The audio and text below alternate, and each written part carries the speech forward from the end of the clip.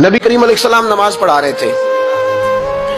जोहर की नमाज थी या असर की नमाज थी, सही मुस्लिम में मौजूद है। हजरत अबू हुरैरा फरमाते हैं नमाज पढ़ाते पढ़ाते नबी पाक ने कदम आगे किया, नमाज पढ़ाते पढ़ाते कदम आगे किया और यूं हाथ उठाया फिर वापस कर लिया। अब नमाज पढ़ के ना तो सलाम फेरा तो सहाबा अर्ज करने लगे या रसूल अल्लाह सल्लल्लाहु अलैहि वसल्लम, वो नमाज में पैर भी आगे किया तो हाथ भी उठाया, तो वजह क्या थी? पहला सवाल तो ये है कि आप लोग नमाज पढ़ रहे थे या हुजूर को देख रहे थे?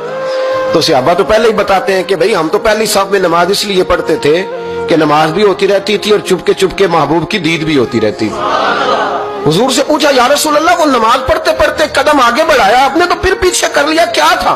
और हाथ उठाया तो फिर आपने नीचे कर लिया। तो नबी करीम फरमाने लगे नमाज पढ़ाते पढ़ाते जब मैंने कहा ना समी अल्लाहु लिमन हमीदा, अचानक मेरी नजर उठी तो जन्नत में चली गई। नजर उठी तो जन्नत में, तेरे लिए 2-4 कदम अर्श बरी है।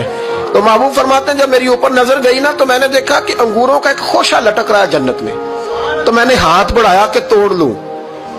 हुजूर खड़े हैं मस्जिद नबवी में और फरमाते हैं कि मैं यहां खड़े होकर हाथ ऊंचा करूं तो मेरा जन्नत तक पहुंच जाता है। फरमाया मेरा इरादा हुआ कि वो खोशा जन्नत का तोड़ लूं और जरा मैंने पैर आगे बढ़ाया ही था तो मेरे दिल में ख्याल आया कि जन्नत राज है तो राज ही रहनी चाहिए, ये राज खोल गया तो मजा नहीं आएगा।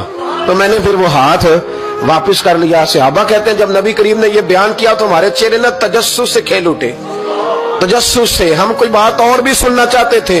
तो महबूब फरमाने लगे अगर मैं वो खोशा तोड़ के ले आता और तुम्हें दे देता तुम कयामत तक भी खाते रहते तो तुमसे खत्म नहीं होना था। ये सही मुस्लिम की हदीस है। ओ भाई, मेरे रसूल करीम के वाक़या में राज पे शिकवा करना, कहना समझ में नहीं आती कैसे गए थे।